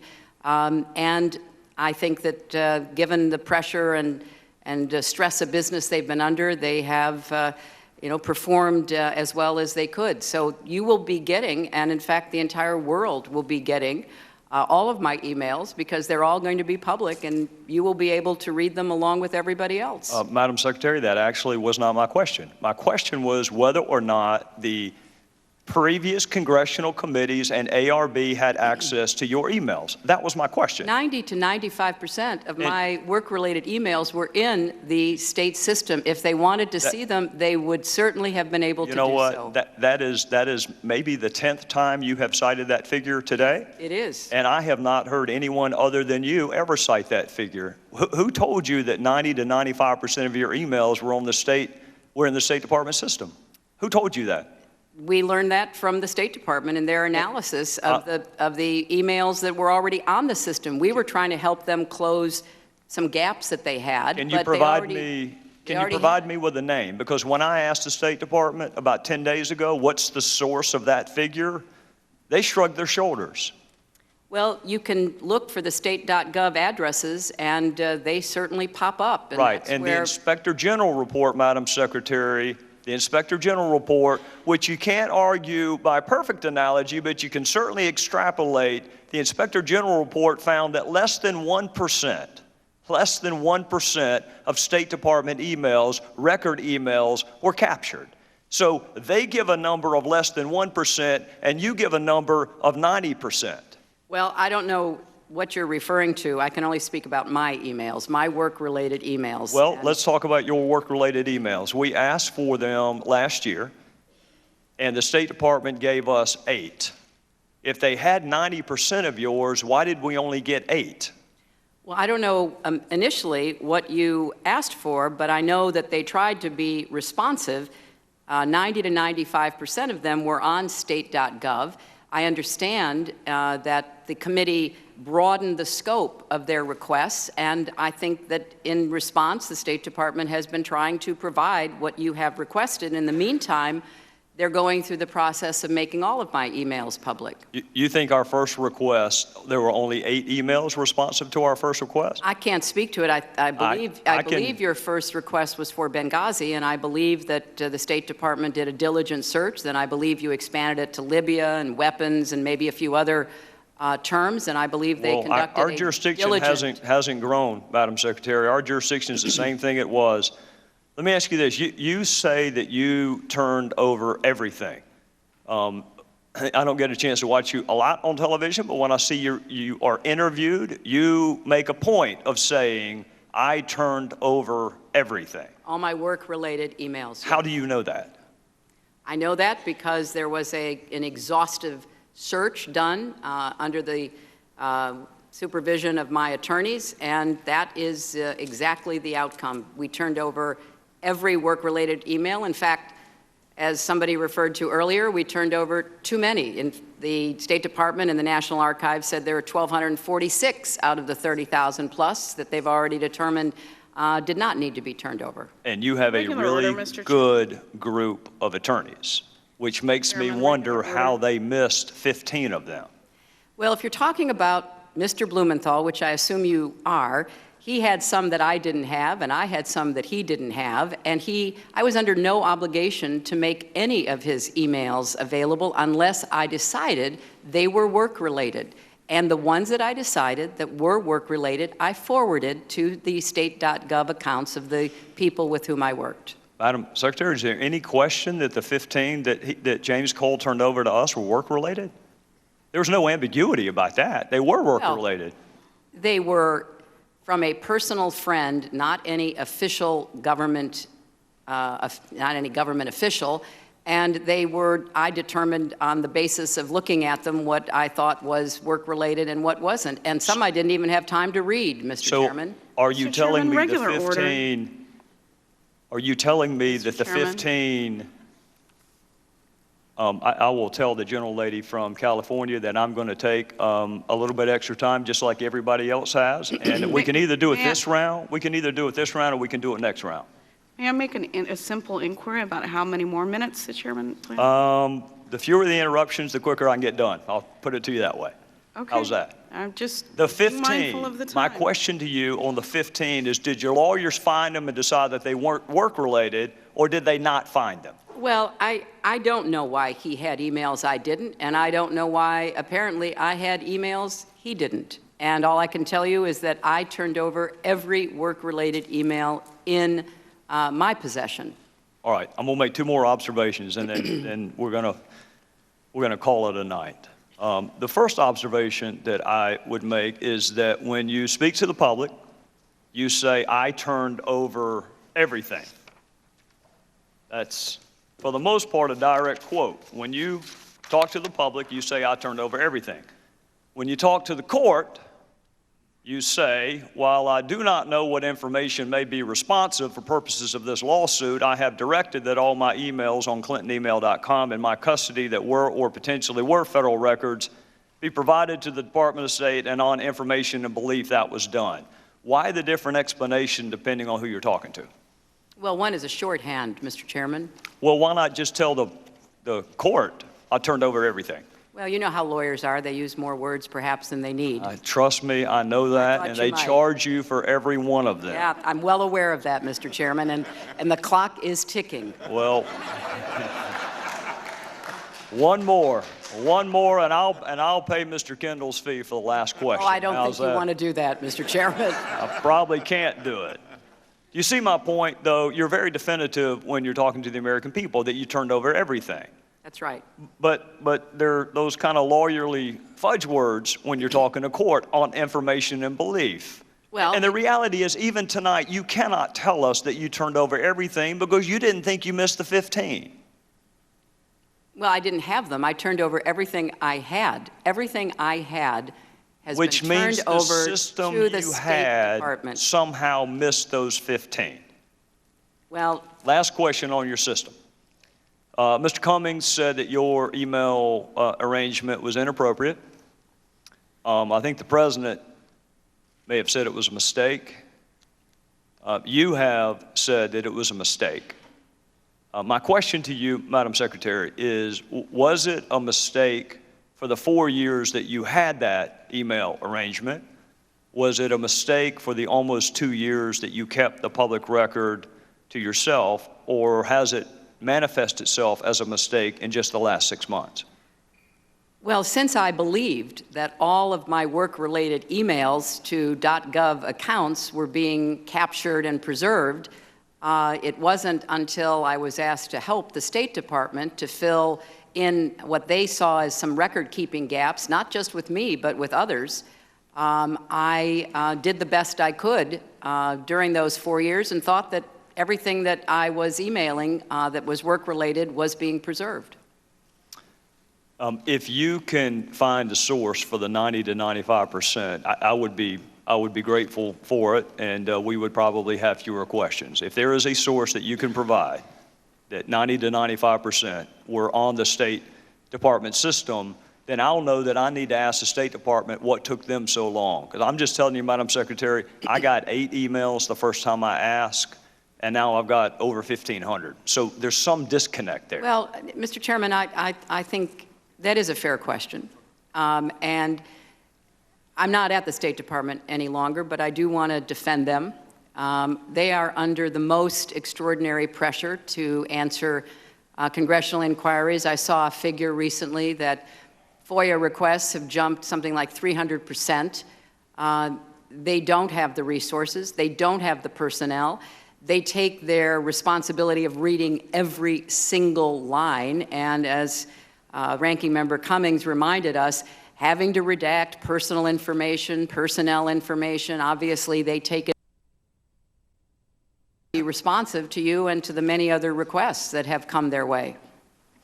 Well, Madam Secretary, on behalf of all of us, we want to thank you for your patience and for your willingness to come, and you have been willing to come in the past, as I noted in my opening, and we appreciate it, and with that, we will be adjourned. Thank you.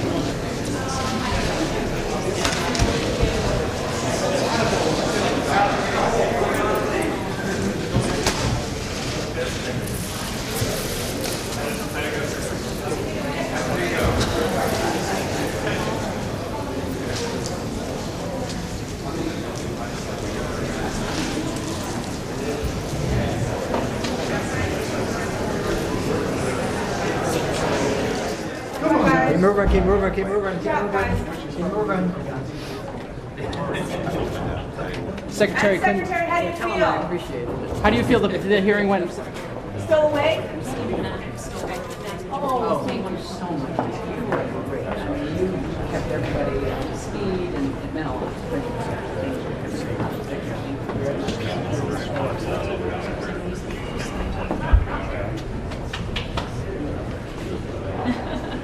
Thanks, Mike. Yeah, Phil, take care.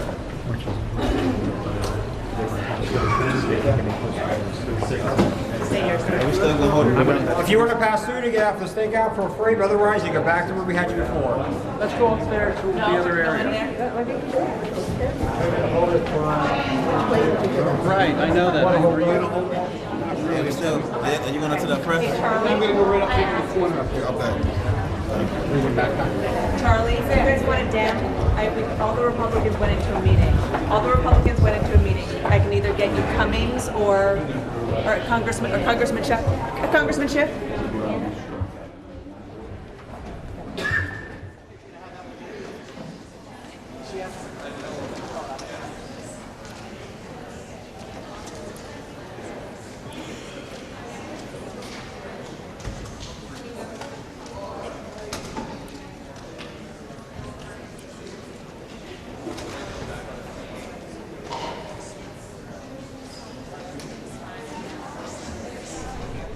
And essentially 11 hours minus breaks that the House Select Committee on Benghazi has been meeting. And Hillary Clinton walking out the door will be bringing you any lawmaker reactions after this if lawmakers decide to come to what are known as our stakeout positions.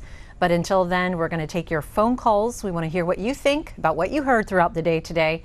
Hillary Clinton at the House Benghazi Committee. The numbers for Republicans 202-748-8921, Democrats 202-748-8920, and Independents and all others 202-748-8922. We're going to get right to it with Frank being our first caller in this round of phones. Buffalo, New York, Democrat. I'm the leading state sponsor of terrorism.